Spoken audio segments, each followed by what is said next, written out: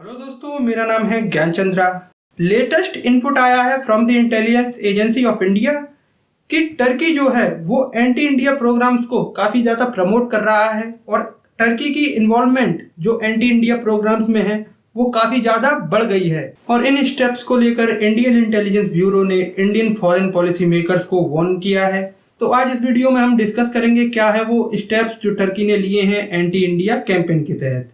इस तरह के इंफॉर्मेटिव वीडियोस और न्यूज़ अपडेट के लिए सब्सक्राइब कीजिए चैनल ज्ञान चंद्रा। आप यहाँ दिए हुए सोशल मीडिया प्लेटफॉर्म्स पर हमें फॉलो भी कर सकते हैं, लिंक्स आपको डिस्क्रिप्शन में मिल जाएंगे। यहाँ पर आप देख सकते हैं हिंदुस्तान टाइम्स का article, Turkey's tentacles in India go deeper than thought says new Intel warning. इसका सीधा सीधा मतलब यही है कि टर्की जितना हमने सोचा था उससे कहीं ज़्यादा इंडियन मुस्लिम को रेडिकलाइज कर रहा है और एंटी इंडिया प्रोग्राम्स में पार्टिसिपेट करवा रहा है। जैसा कि आप सब जानते हैं कि पिछले साल 5 अगस्त को हमने जम्मू कश्मीर के आर्टिकल 370 को रिवोक किया था। उसकी इस साल 5 अगस्त को फर्स्ट एनिवर्सरी थी। उसके ऊपर टर्किश फॉरेन मिनिस्ट्री ने एक स्टेटमेंट जारी किया है जिसमें इंडिया को क्रिटिसाइज किया गया है और कहा है कि इस आर्टिकल को हटाने से उस क्षेत्र में शांति स्थापना और स्थिरता में कोई योगदान नहीं हुआ है और जम्मू कश्मीर की स्थिति और ज़्यादा जटिल हो गई है और ज़्यादा बिगड़ गई है इस आर्टिकल को हटाने से।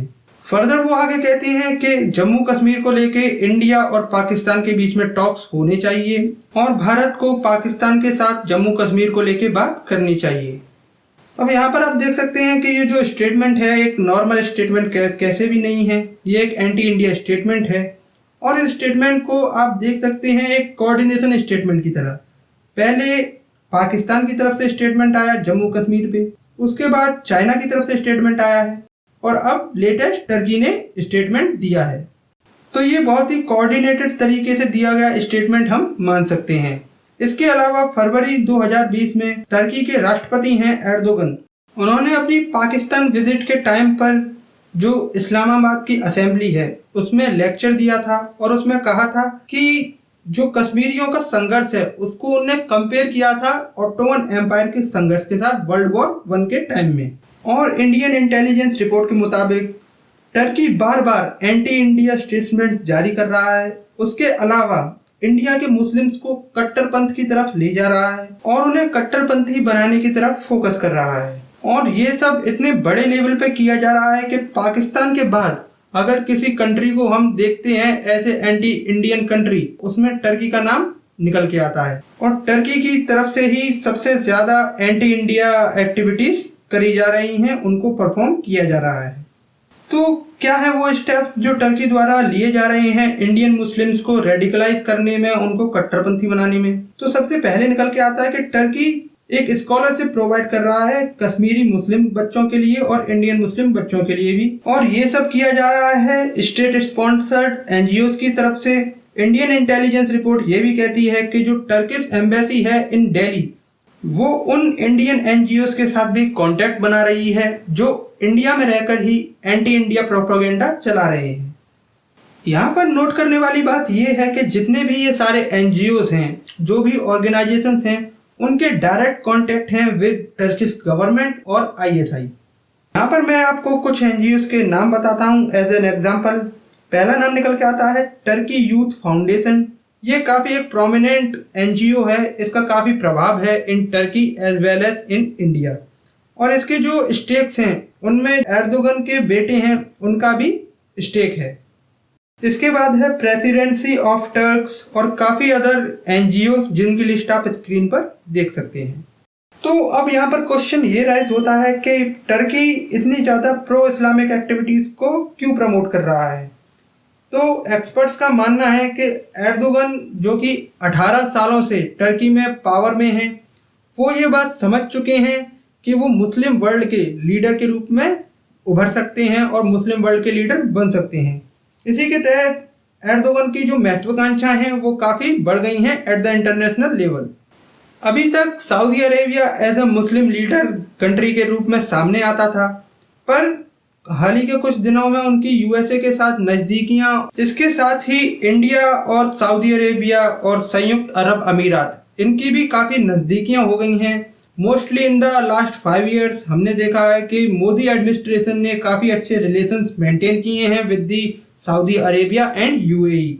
इसकी वजह से ये इस्लामिक वर्ल्ड में काफ़ी अनपॉपुलर हो गए हैं और ये एक वैक्यूम क्रिएट हो गया है पावर का, जिसको टर्की फुलफिल करना चाहता है और मिस्टर एर्दोगन अपनी महत्वाकांक्षाओं को इसके जरिए पूरा करना चाहते हैं to become a Muslim leader in the entire world.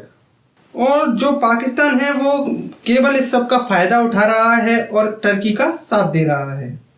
तो क्या इसका मतलब ये है कि टर्की हमारा एनिमी है? The answer is no. India और टर्की के जो डिप्लोमेटिक रिलेशंस हैं वो काफ़ी पुराने हैं। इनफैक्ट 1948 जब हम आज़ाद होने के 1 साल ही हुआ था, उसी के साथ हमने डिप्लोमेटिक संबंध बना लिए थे विद टर्की। और एक ट्रीटी भी 1951 में जो हमारे प्राइम मिनिस्टर थे जवाहरलाल नेहरू, उन्होंने साइन की थी with Turkey, the treaty of friendship.